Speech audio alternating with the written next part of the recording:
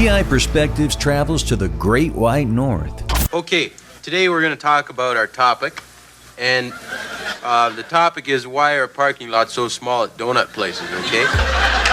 Our guest today is Corey Marks from Mossad Investigations in Ontario, Canada.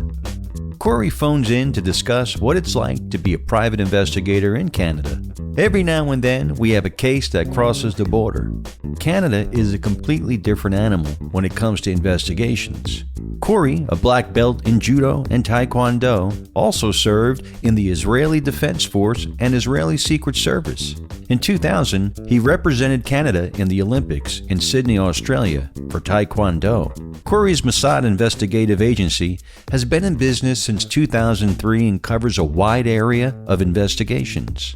This episode is brought to you by Crosstrack's case management software. Crosstrack integrates with programs you already use, like QuickBooks, DelfPoint, ScopeNow, Investigation Video Editor, Word, and more.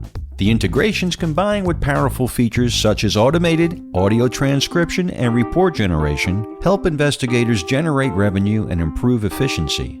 The system can be customized for any investigative specialty. Start your free trial today at crosstracks.co and use promo code PIP20. Let's take off and drop in on the guys. Meet Corey Marks and your host, Private Investigator Matt Spare. And hello, everybody. Welcome to the next episode of PI Perspectives. Well, today we are definitely heading up north. I met Corey Marks, a private investigator up in Canada, and I asked him to come on the program because I thought it'd be really interesting to hear from a Canadian investigator and get their perspective on how they do investigative work. So, Corey, welcome to the program. How are you? I'm good, Matt. Thank you.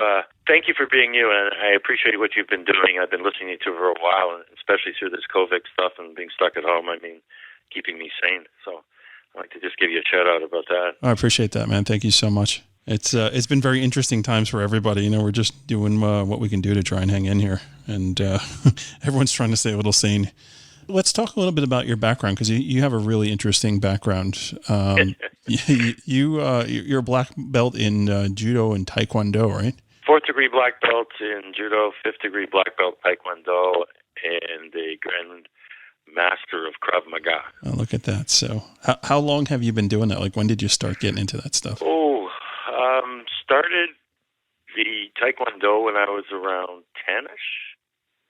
And got my black belts roughly when I was around 16, and I started judo afterwards. And in between hockey, you know, you're a Canadian kid, you got to play hockey. Right.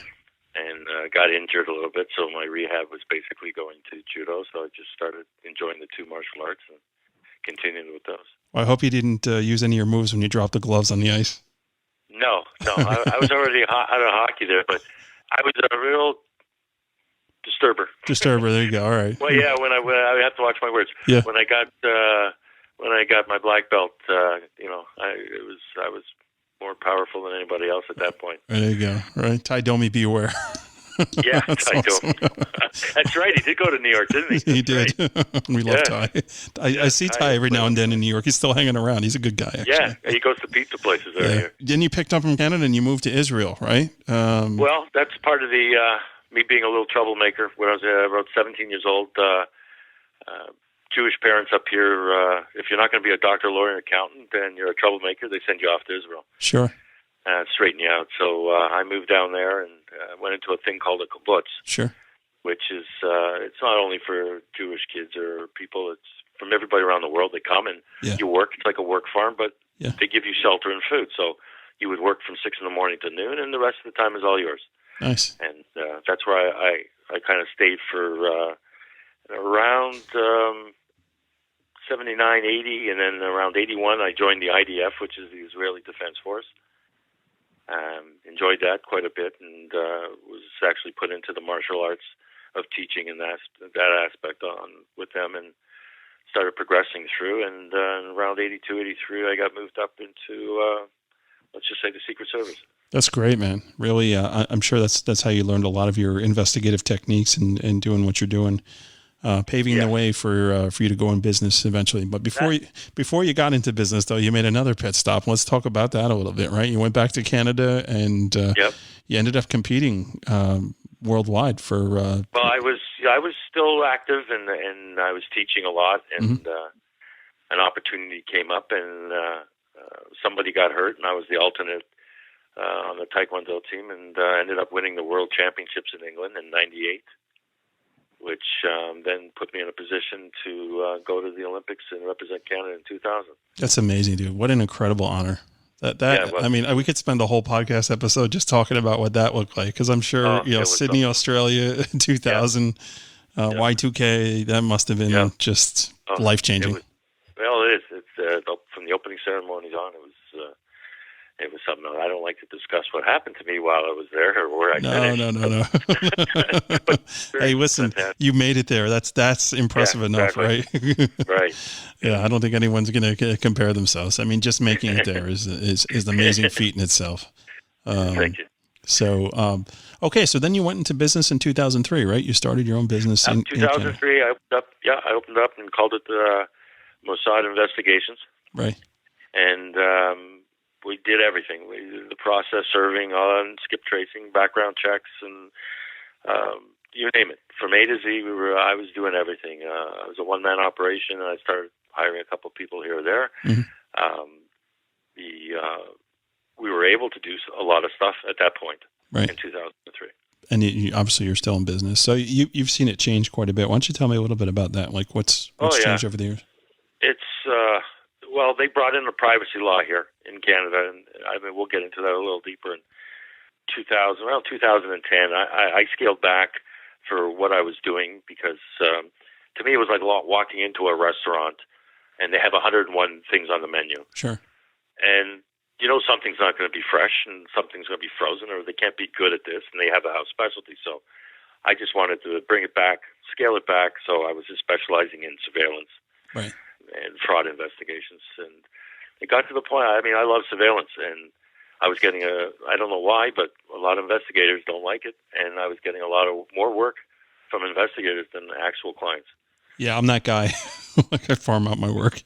Yeah, I don't know why. I love it. I mean, you're out there and you know, your own boss, and okay, it might be a little boring here and there, but I mean, you make the best of it, and you know, you see and see so many interesting things and people, and I mean, it's just part of the work. It's great. Yeah, Jim Nanos from PI Magazine, Apple Investigations, New Jersey. He's another guy that just loves to do surveillance. Like that's his thing. He prefers to be in a car or you know, running some sort of operation. That's his happy place. And listen, I think the summary that you have is just great, right? Talking about a restaurant and having, you know, different things on the menu, and some things are fresh and some things aren't. I think we all gravitate to what we're good at. For me, it's plaintiff personal injury, right? That's my wheelhouse. Right. And, you know, I can talk for days about that kind of stuff, but you know, when it comes to, you know, criminal investigations or doing surveillance stuff, like I just defer. I defer to somebody else. It's not my cup of tea. I get it a lot. I mean, we don't have as many associations as you guys have in the States, but we've got a couple of main ones here, and you know, we all network through, and that's where I get a lot of the work. And hey, can you do this for me? It's a civilian. Yeah, okay. Sure. I know it, so I'm known for that. So it just carries on. Well, that's good, man. You've carved your niche, and that's it was with the surveillance, and then around 2015, 16ish. I got a little story for you. I was going out with a girl, and things weren't working out, and I just said to her, you know, straight up and honest, I said, listen, not working out. We've got to go. We've got to end this. And okay. And then next thing I know, about 20 minutes later, cops are knocking on my door, and I knew a couple of them, and they knew to send 4 or 5. Right. And they showed up and said, I'm being charged with uttering a death threat. I said, I was flabbergasted. What are you talking about? I turned to the one guy I knew. He says, when it comes to women, I don't know what the laws are down in the States, but here, when it comes to a woman with a male, you're guilty before you're innocent. And they don't care if you had an alibi. I had evidence at that point. By law and their superiors, they have to charge me. So I went through the whole process, fingerprint, and then pictures, and they promised me I'd be out within 6-7 hours, which I was, and went before the judge got out. And I promised myself at that point, I said, you know what? When I was talking to the officer, he was telling me this happens 10 to 15 times a day, and it's just women that are vindictive, and they know they can get away with it. And I said, you know what? I'm going to put most of my efforts into this wrongful conviction of males for this. And Yeah. I gathered all the information like a good private investigator, and I went to the first appearance. By the second appearance, I showed it to the Crown, and they threw out all my charges and everything, and they went after her and charged her. Yeah, I mean, and that's the exclamation point right there, right? So false charges, and then turning around and charging her for levying those charges. Yeah, that's now I'm focusing a lot of my energy on the male wrongful convictions, and I still do the surveillance and stuff. Yeah, I know. Like down here, it's all domestics, no matter male or female. Like anytime there's a domestic issue that comes up, it's like both parties are pretty much on the hook for it. Law enforcement does not play around with it, and I think it's a question of liability, right? If something ends up happening where they just poo-pooed it and nothing happened, and then one of the parties goes and kills the other party, you can see how that would be an issue. Well, yeah, I can see that, but also too at the same time, let me speak. Yeah, if of I course. have an alibi or I have proof, of course. I mean, really? No, they don't even look at that. When it comes to that, I understand it. If guys, they beat somebody, knock a woman around, or there has been a lot of cases where they've killed them or whatever, but at least an opportunity to say, hey, I was here, I didn't do this, I didn't do that, nothing. It's just straight in, and you'll deal with it later in court. Right. So, I mean, even at the court, they gave an opportunity at my first appearance to say, plead guilty, and you're going to take this anger management course. And I said, no, I didn't do anything. And I didn't. And I'm glad I stuck to my guns, and it got thrown out. So now I've done probably about 50 cases since then, all successful, I must add, and I have a reputation within a lot of lawyers on the criminal side. Wow. To contact me. So that's very interesting. So I want to just go back real quickly to the surveillance stuff. Sure. I did have a question about that. So what's your take on using like unmanned surveillance cameras? Are you guys allowed to do that up in Canada? And is it something that you feel is necessary or helpful for what you do? I got to watch what I say. Yes and no. Okay, I don't want to get you in any trouble. No, well, I don't think I'll get in trouble. It's just that it's really frowned upon, but I know people that do it. Okay. I don't. If I can't grab the shot, it doesn't happen. Okay.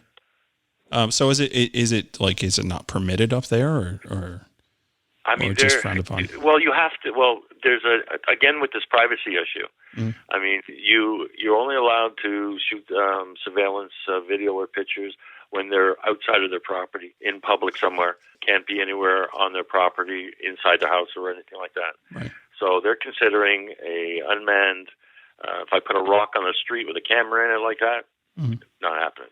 Okay. So I guess drones are out of the question too then, right? Drones are definitely out. Yeah.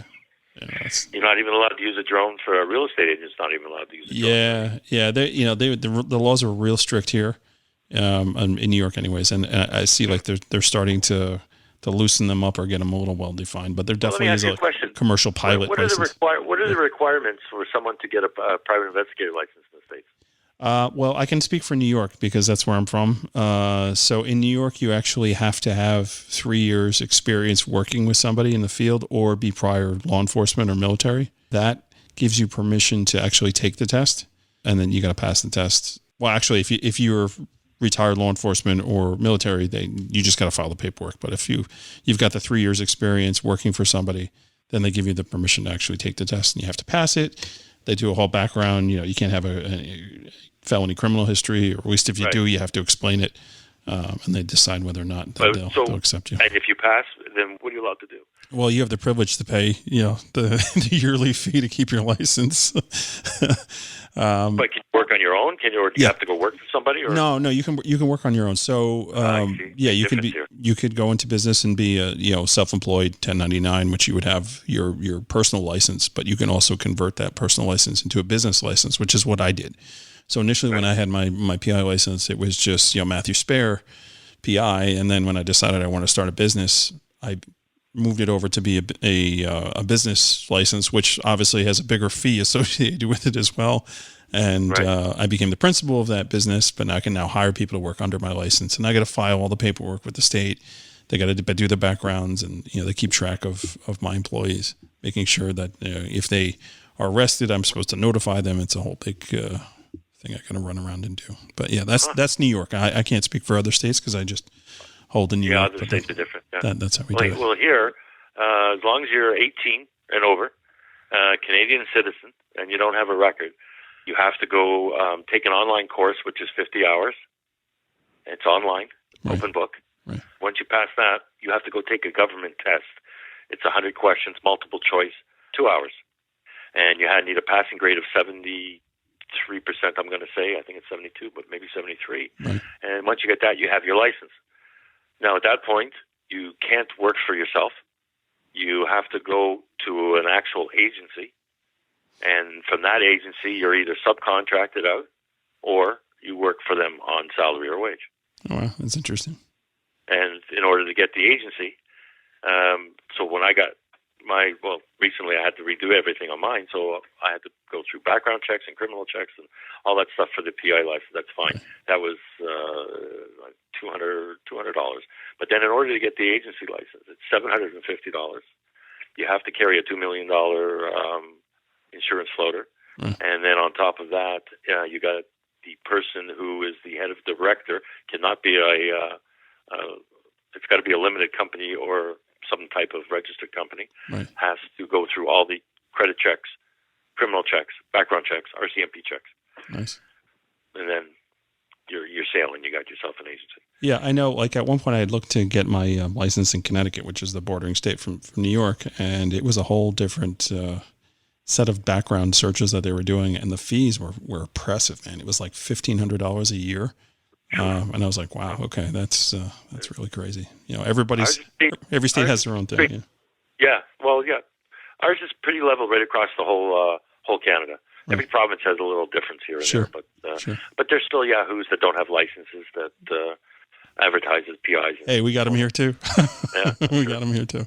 Okay, so we're going to step out real quick just for a quick break, and I want to jump back into more of talking shop here is the differences and what it looks like to actually be an investigator, because it is a completely different animal out there in Canada. So let's step out real quick and we'll be right back.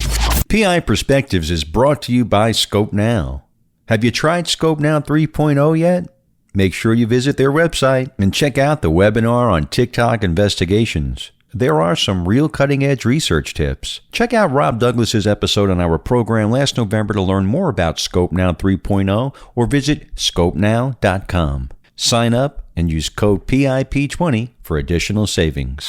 Kelmar Global is also a proud sponsor of PI Perspectives. A leader in the industry, Kelmar Global has been successfully conducting all types of investigations for our clients since 1989, specializing in surveillance as well as corporate investigations, insurance fraud, and cases for law firms. Kelmar Global is licensed throughout the U.S. Contact us at kelmarglobal.com. Please reach out to Kelly Riddle and his team if you need anything covered throughout the United States.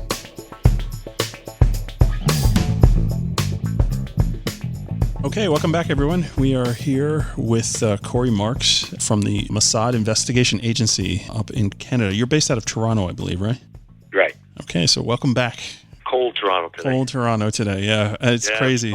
Cold. Listen, it's snowing in May in New York, too, so like the world's apparently coming to an end very soon. Yeah. Well, you think things would get better with delay. Everybody's in, no traffic, no pollution. It's getting worse. Well, we got murder hornets on the way, so we're digging in. We got those already. We have those, but supposedly they don't last too long in cold weather, so we should be all right. All right, yeah, all right. God's correcting everything. Yeah, that's awesome. Okay, so let's talk shop here. So you obviously you started in 1999 and then started your own business in 2003.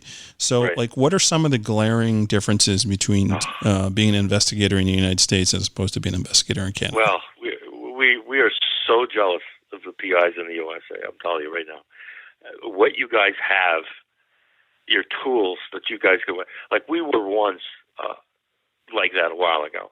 There was no privacy. There was a little bit privacy, but not much. But now politicians came out and they brought in these privacy laws, and it has just devastated the business. And where you guys can do background checks and skip tracing, and you have the data banks, and you can go to get utility bills and the DMVs. We can't do any of that.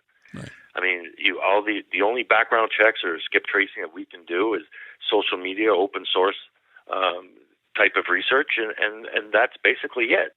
The only type of public databases or information we can get would be, say, like Bankruptcy Canada. They list who went bankrupt. You don't get an address, you just get a name. Right. People that own property, we still have access to that. Now you got to pay $20, $30, $40 for a search, which is going to give you a name or an address. As far as, say, if you get a license plate, you guys get a license plate. You got DMV. We have MTO. Right. Well, you can't get anything unless you're a lawyer with a law firm or a PI. I've had to go personally through 6 months worth of paperwork, and the cost, background checks, criminal checks. Forget about my PI loss. This is just to get access to the DMV MTO database. That took over 6 months. A lot of people don't do it because it's just a headache. They come out to your place, they see how many cameras and security, and you wouldn't believe what you have to go through just to get that. The Privacy Act here it's just totally eliminated and taken our hands and basically cut them off. So we have to be a little adventurous. Right. So it's a heavy open source, right? I mean, essentially, heavy open source. You need to learn how to do your craft with what's available to you, essentially, right? Yes, exactly. And with me being in the business for so long, you gather some certain contacts which you can lean on and get certain information.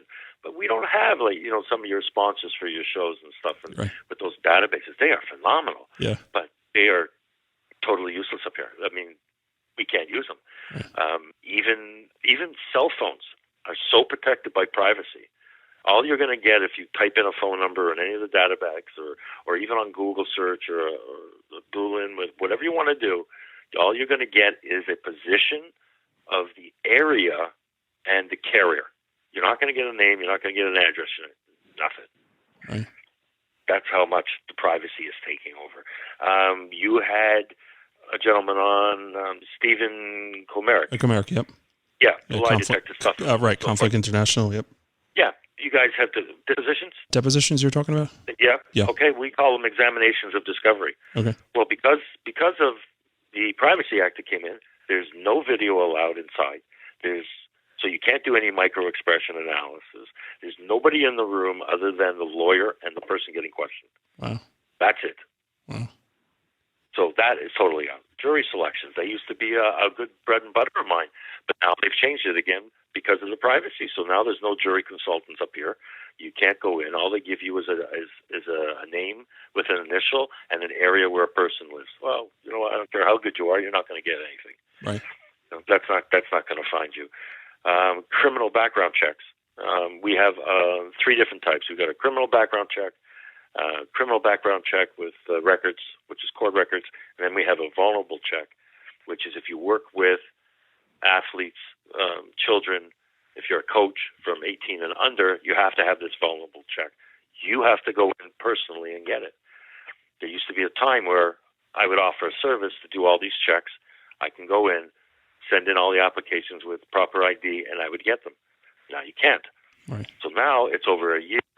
If you want to get access to the RCMP CPIC, that's what it's called, data bank, then that's basically when a cop is in his car and he has his computer, he accesses your plate and then runs a check on you if you have a warrant or anything. It's the CPIC system up here. It's like a year-long background checks, criminal checks, like don't want to believe it. It's just crazy. So you can't even get any criminal records, Army records. You can't have any access to anything up here. Wow. How do you put food on your table, bro? That's tough. Like I said, surveillance is great. Yeah. It's made me a very happy man. Yeah. I've had a good life over it, and it's like there's not that many. Like if there was somebody like yourself, if you phoned me up and said, "Listen, I need some help with you got to find some." Well, I can't help you. Right. I can't help you to that extent. I mean, if you've got or let me know that he's coming in on this flight, and send me a picture, well, I can surveillance him from that point on. Right. Other than that, I can't go to a car rental company and find out anything anymore. Yeah.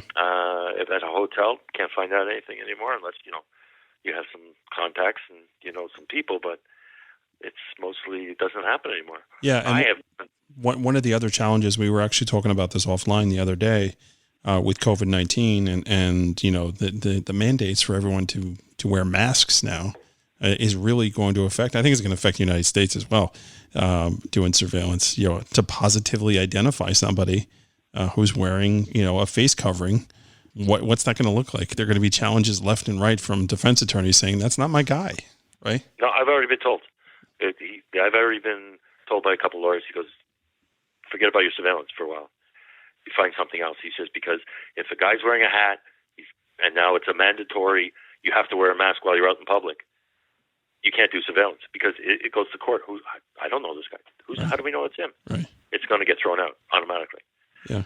I've already been told. So I'm looking away from that because they actually started discussing today, the Premier of Ontario, that they're going to make a mask mandatory once the restrictions start to lift here. Oh, no, we have it here. Yeah, New York, that's... we won't have it yet, but it's coming. So that's the thing. Well, we're setting the standards for everybody here. Yeah, well, I like it. I watch Coma. I like his updates all the time. He's a good guy. Yeah, it's funny. I had Jim Gagliano on a couple of weeks ago, and he works for CNN. The governor's brother works for CNN, and to me, I'm not the biggest Andrew Cuomo fan, or I was not the biggest Andrew Cuomo fan. Just our political views are different. Me personally. But I got to respect the job that he's done. I think he's done the best that he could with what he was giving, and the people that are giving him business now are giving him a hard time. I take it with a grain of salt, man. So considering what we all went through and what he had to deal with, and the fact that he's on TV or on the computer every day, online, and just keeping everybody up to date, I think is really efficient. So. Oh, yes. I mean, New Yorkers. I love going to New York. I mean, people are crazy. I just love them. I'll say thank you. I think. No, that's a good way. It's a good sentiment. I mean, it's just it's crazy. Good crazy. Honestly. All right. So talking about crazy here, why don't you give me some? I just wanted to say one other thing about that is, I just want the guys in the PIs down in the States just to realize how easy you guys have it. Yeah. I mean, a lot of guys are looking to get into business, this and that. I mean, you just got to look at what we've got to go through up here. And you guys can just appreciate everything that you have down there. Yeah, I mean, all countries are different. I had Mike LaCourte on, another one from Conflict, who's based out of England, and they're dealing with Brexit issues. They're dealing with now they're dealing with their own COVID issues as well, and privacy, and that's a big thing. With the European Union falling apart and privacy laws over there changing, that's a challenge for them as well. So yeah, I mean, listen, America's got it good right now. I hope it stays because that's bread and butter for me. But we don't know, and that's the thing. Like, you have to learn how to do these open source investigations. You have to learn all the resources that are available because when the music stops, you want to have a chair. If you don't have a chair, you're done. It's really important. Well, what I'm telling a lot of lawyers here, I mean, we call them barristers, solicitors, lawyers. You guys call them attorneys, but. I says, listen, when the gates are going to open, there's going to be a flood. And you better lock up right now. You're a private investigator. You're a process server. If they don't do it, give them a retainer so you have them, because all I see is chaos happening. Yeah. Once everything starts to get lifted and the courts get back in and things start rolling again, I mean, it's going to be a great time especially for PIs that are doing that type of work. Right. That are really going to be busy. Well, and that's the thing, right? They'll be busy until the second wave comes. So at least that's what we're talking about here in New York, right? So we'll be insanely busy. You guys are already talking about second wave? Yeah. So we're preparing. Oh, we're New Yorkers. We have doom and gloom since our life. Everyone figures the next 3 or 4 months it's just going to be insanely busy because What do you think? What do you think is going to be the busiest? What do you guys got going? Do you think you going to have going there? Oh, well, see, what's going on is that a lot of my current clients, and you're probably seeing the same thing too, is because they're at home and because they have nothing really to do, they're opening their case files and they're hearing from their own, circuit judges and administrative judges that there are going to be no trials until January at the earliest. they're saying, okay, well, now I need to settle this case because I'm not sitting on it till the beginning of next year. Right. So that they're settling cases, right? So now when the floodgates open, they've got cash now to spend on advertising and to drum up more cases. People that have been locked up and haven't been able to go anywhere, the second they get a chance to go out there, they're going to be all over the place. And you know what? They're going to be running into each other with their cars, and they're going to be tripping and falling all over the place. And, there's going to be a lot of that stuff going on. So there's going to be a lot of work on that end for investigators, because this is going to be, new cases that need to be taken care of. Figuring that, come October or November, when flu season kicks in for us around here in the Northeast, we potentially could face another shutdown if, there's no vaccine or people aren't, practicing social distancing again and all that other stuff. So I think fraud cases are going to be huge. Huge. Yep. In the States. I mean, you guys get a lot more fraud because, we don't have the malpractice and injury lawyer like you guys have. Wherever you look in the States, they're always advertising or what. We don't have that here, but I think fraud cases on the masks or this and whatever it's going to be is going to be huge. And divorces, process serving and child custody. It's just going to be phenomenal. Yeah. Like I said, surveillance, it was my bread and butter. I'm actually not even looking at it in the next month or two because I can see what's coming. Yeah, listen, domestics is probably going to be could be an avenue for you, right? It will. Those wellness checks on the children whose parents are splitting up. Definitely. That could be an avenue. That. Yeah, that's a big part of my business that I love doing. I love waking up in the morning for that. So we were talking about crazies a little bit earlier. So give me some examples of some cases that you they turned out a way that you didn't think they were going to turn out, for the good or the bad. Okay. I had a child custody case. Got a call. Woman told me that the father took off with the two kids. One was 3 and one was 8. Actually, this story will blend in because I actually had I actually went into the States on this one. Okay. So from Ontario, he traveled all the way out to Alberta, which is about 2,000 kilometers, give or take. That's about 1,240 miles, and he went all the way out to Alberta. And I got him out there. I tracked him down, and I was watching him for a day or so like that. And I put a GPS unit on him, which we're allowed to do here, a magnetic one. And I went back. I think I went back to my room or whatever, and he started on the move. And I started going and following him, and he started heading south. Now, south of Alberta is Montana. And he went across the border. Now, how he got across the border to this day, I still don't know. Single father with 2 young kids, no mother. He might have fraudulently made paperwork saying he had permission from the mother or whatever, but he crossed into Montana. And, of course, I come up to get checked. I get pulled over. So now I'm losing them. Right. Because I'm stuck trying to explain why I have all this equipment in my car. Sure. And as soon as you tell the U.S. that I'm coming in and I'm working on a case, well, you're not allowed to do that. Right. Because of you're taking money away from another PI or something. Right.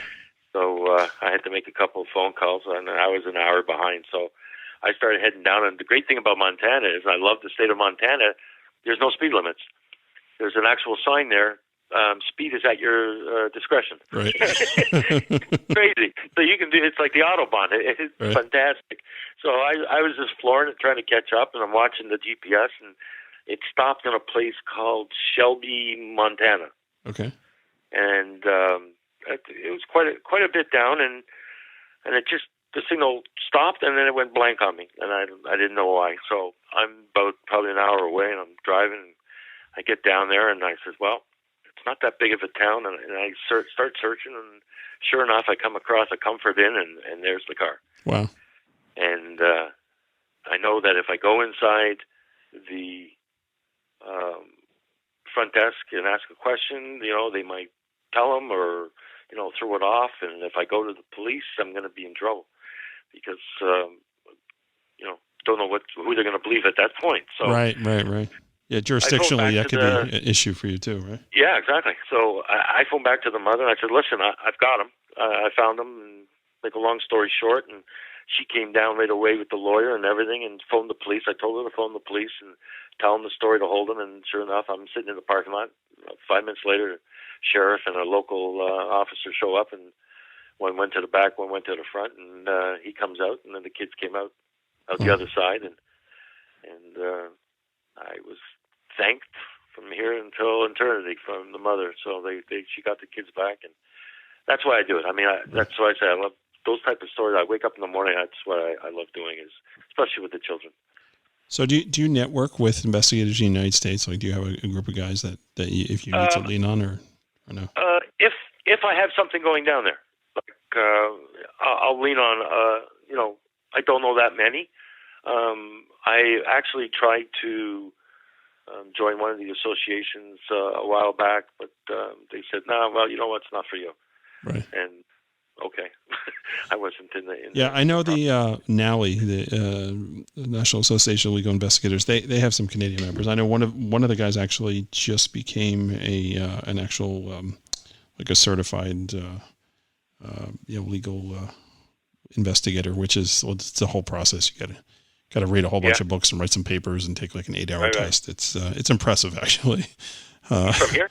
From Toronto. Yeah. Oh, from Toronto, He actually, the guy was like crying when they introduced him and read him in and officially gave him the certification, because it was just that, release of, I worked so hard to get here, and I'm the first Canadian ever, to be a part of this association that's actually a certified legal investigator. So yeah, it's pretty neat. Yeah, I'm sorry, I don't remember his name. No, I'm terrible. I can find that out. I mean, he's got to be a member of one of the associations here. Well, yeah, if you look him up in NALI, he'll do. You don't realize how many people listen to you. Like, I know you might not go leave a comment on iTunes or Google Store or whatever on you, but believe me, I know there's over 1,000. Oh no, yeah, I've seen the numbers, man. I get the download numbers. Yeah. Thank you everybody for tuning in. Really, it's been an amazing ride. So, I started this back in September. Just with an idea of trying to get the perspectives of other investigators out there. Like, how neat would that be? Because I've been doing this for 16 years now. Actually closer to about 18 or 19 in total, and just coming across and meeting different people. And it was as investigators, we're all people person, right? We love to talk to people. We love to find out what their story is and what they're about. It's just part of our nature. So to me, like, podcasting just makes sense. And I've had a blast doing it. It's been great. And, listen, that's how you and I connected. You listen to the show. Don't stop. Yeah. Don't stop. Because when this starts lifting, don't stop. I mean. Yeah. Oh, no, I'm not going anywhere soon, man. This show's going to be around forever. I really I love doing it. Well, next time I'm going to have I'll have to bring it when I go into the States with a case. Like, I did have one that I did, like you asked me just before. I told you that one story. I had a case where the wife was cheating, and this was a very big businessman up here that I've done work for before. Very prominent, and he was. No names, please. I don't want you to violate any agreements. And he said to me, "Listen, my wife's cheating on me. I know it. She travels a lot for the job that I've given her through one of my companies and so forth." I said, "All right." So he says, "I want you to go follow her." He says, "Go down to Houston." I says, "Cool." So I contacted a PI down there, Harry Chandler, down in Houston, and I asked him if he can help me because I'm going to be a couple of days late. And he, sure enough, oh yeah, no problem. And he picked up the surveillance from the airport, and then once I got down there, we were taking notes and meeting up and so forth, and I was watching. And I was taking. Now I got to tell you, the difference between me and a lot of investigators here with the surveillance video and the pictures is the piece of equipment I have. And for the last couple of years, I just love this thing. I don't know if I'm allowed to. No, go ahead. Yeah, sure. Yeah. Yeah. Yep. It's the Nikon P1000. Oh, not that one. Just kidding. Do you have it? No. Oh, you don't have it? No. I'm kidding. You can talk about any piece of equipment here. If we're going to help everybody out there. It is most. I mean, I can literally take a picture of a crater on the moon. Right. I can sit a half a mile away and take video to the point where you can see what freckle is on his face. Yeah, it's pretty amazing, the technology they have there. And I got to be honest with you, I'm a huge Nikon fan. So my camera of choice is, people are either Canon or Nikon. I'm Nikon 100% of the time. So. Yeah. You got camera. Matt, I'm telling you got to get your hands on one and try it. Even if you leave it in dummy mode, which is like, the auto mode. Right. Oh, it's wild. At the 4K video, and it's got a 3,000 millimeter zoom on it. It's a bridge camera.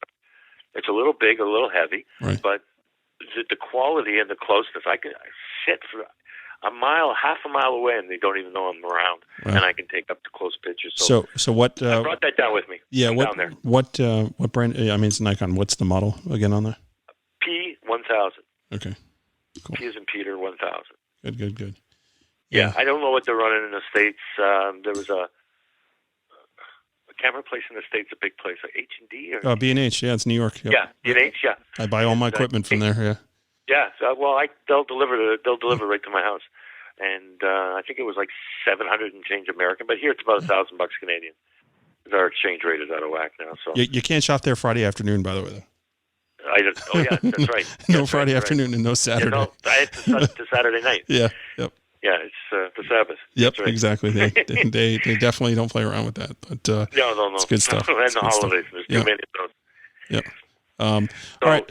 I get down there and I'm taking the pictures and doing everything I have to do, and I says, I got her meeting up with the guy and kissing, and I got pictures and back and forth. So I phoned my guy back in Toronto, and I said, listen, I got everything. I says, I'm coming home. I've got the proof. He says, no. He says, wait. He says, I need you to fly. She says, she's going to Turks and Caicos to do a presentation for 4 days. And I'm going, well, if it wasn't the winter time, I would think twice about this, but all right. Send me a ticket. Set me up. So I don't know, Canada, Caribbean, whatever. Yeah, exactly. Turks and Caicos. It's minus 20 in Toronto. I'm just, okay, no problem. Away I go, and she's got a day or two on me, and she's not staying at the hotel where she's at. So I come up with this idea. I phone him back. I said, listen, you're still on good terms with her, right? And he goes, yeah. I says, I want you to FedEx. Yep. He says, there's one FedEx place here on the island. I says, and I'll be able to pick up on her because she's not staying at the hotel. Send her a love note, some papers from work or something overnight. Right. Tell her to go pick it up. So sure enough, the next day, 1 o'clock, she picks it up. And I got her, and I followed her in this Rolls Royce on her way to this house. Yep. And luckily for me, it wasn't gated or anything, and I perched myself up on a hill for a mile and a half away, and I got her at the pool wearing stuff that I don't even wear to bed. So there you go. Right. So it's crazy. That was another adventure going to the States. So that technique is something Kelly Riddle, who's actually out of Texas as well, Kelmore Investigations, who I believe is sponsoring this show in this episode. Kelly is sponsoring this episode. Yeah. So he did the same exact thing in the Caribbean, right? He had somebody that he was tracking that they lost the person, and they had the significant other FedEx them something, and sure enough, they went to the FedEx to pick it up, and boom, they picked up their target. So good minds think alike. Yeah, well, I thought it was original. Oh, cool. Yeah. So. Hey, listen, you want to be in the same company with Kelly Riddle. He's, I don't know. I don't. Yeah, definitely check out the podcast episode that I did with him. It's a really good one. And he's actually the Investigator's Toolbox, this community website that I've created. It's launching next month. He's actually contributed 5 training courses, video webinars, and surveillance is one of the topics that he's talking about. Really good stuff. And it's all new. That's with the toolbox. Yeah, so he just recorded new episodes with that. So that'll be in another show later. We're going to talk about all that stuff. Today's about you. It's not about me or any of this other stuff. So, all right. I'm interested in that. So we're definitely going to wind down here. Corey, this was awesome. It was great to chat with you. And I always wanted to get the perspective of somebody up north, oh, man. Guys, like I said, you guys don't know how lucky you are. Yeah. So this is good stuff, man. So how do people get a hold of you? Well, you go on my website at www.mossad.ca, or email me at info@mossad, same mossad.ca. Okay. All right, great. And we'll have that all in the show notes for everyone to get there too. Cool. So you got to check out that camera though. Let me know. Yeah. Yep. Okay. I hope not sending you a nice check for that too. No, I don't need no check. It's absolutely. It's actually separated me surveillance-wise from other investigators. Yeah. It's not my skill. It's that camera. Yeah. No, it's good stuff. Yeah. It's good stuff. Big time. All right, so we're going to wind down here. Again, thank you so much, Corey. Okay. It's great chatting with you. And Yeah, my pleasure. Yeah, we'll talk to you again sometime soon. So Okay. Thanks, everybody, for tuning in, and we'll catch you next week on the next episode. Have a good day. Thanks for checking out the show today. The guys really had a blast comparing Canada and U.S. investigations. Our brothers and sisters up north that do investigative work have some real challenges. We also want to thank Crosstrack, Scope Now, and Kelmar Global for sponsoring the show. Please, folks, check out their sites and consider using their services. Make sure you use code PIP20 for additional savings. Next week, Matt returns to training, and we'll discuss marketing in a post-COVID-19 shutdown world. Please be sure to give us a rating and review on Apple Podcasts and share a link of the show with your friends. Have a great week, stay safe, and thanks for tuning in to PI Perspectives.